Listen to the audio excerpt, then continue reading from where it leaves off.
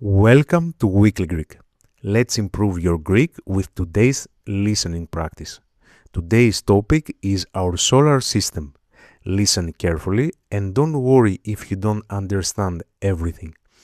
You will find the full transcript, vocabulary and quiz through the link in the description below. Πάμε! Το ηλιακό σύστημα αποτελείται από τον ήλιο, τους 8 πλανήτες και πολλά άλλα ουράνια σώματα όπως δορυφόρους, αστεροειδείς και κομήτες. Ο ήλιος βρίσκεται στο κέντρο και είναι ένα τεράστιο αστέρι που παράγει φως και θερμότητα. Χωρίς τον ήλιο η ζωή στη Γη δεν θα ήταν δυνατή. Οι πλανήτες χωρίζονται σε 2 βασικές κατηγορίες. Οι πρώτοι 4, δηλαδή ο Ερμής, η Αφροδίτη, η Γη και ο Άρης, είναι βραχώδεις και μικρότεροι. Οι υπόλοιποι 4, ο Δίας, ο Κρόνος, ο Ουρανός και ο Ποσειδώνας, είναι γίγαντες αερίων και πολύ μεγαλύτεροι σε μέγεθος. Κάθε πλανήτης κινείται γύρω από τον ήλιο σε μία τροχιά. Για παράδειγμα, η Γη χρειάζεται περίπου 365 ημέρες για να ολοκληρώσει μία πλήρη περιφορά γύρω από τον ήλιο. Ταυτόχρονα περιστρέφεται γύρω από τον εαυτό της, κάτι που δημιουργεί την ημέρα και τη νύχτα. Επιπλέον, πολλοί πλανήτες έχουν δικούς τους φυσικούς δορυφόρους. Η Γη έχει έναν, τη σελήνη. Η σελήνη είναι το μόνο φυσικό σώμα στο οποίο έχει πατήσει ο άνθρωπος.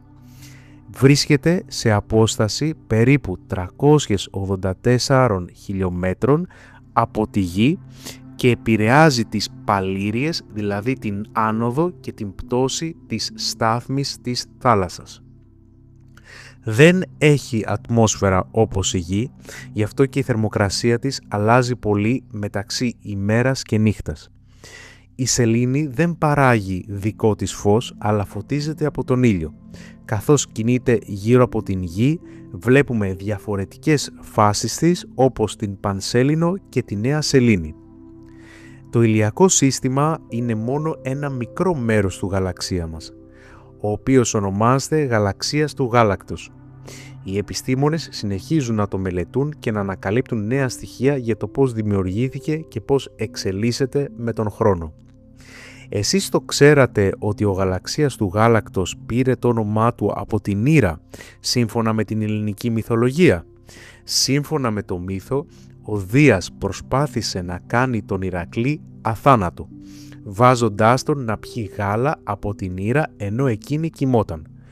Όταν όμως η Ήρα ξύπνησε και τον απομάκρυνε, το γάλα χύθηκε στον ουρανό και δημιούργησε μία φωτεινή λωρίδα από αστέρια που οι αρχαίοι Έλληνες ονόμασαν γαλαξία του γάλακτος. Από τη λέξη γάλα προέρχεται και η λέξη γαλαξίας. Σήμερα γνωρίζουμε ότι ο γαλαξίας του γάλακτος είναι ο γαλαξίας στον οποίο ανήκει το ηλιακό μας σύστημα και περιέχει δισεκατομμύρια αστέρια όπως ο ήλιος μας. That was the Greek listening practice for today. If you want the full transcript, vocabulary and quiz, check the link in the description. Ευχαριστώ.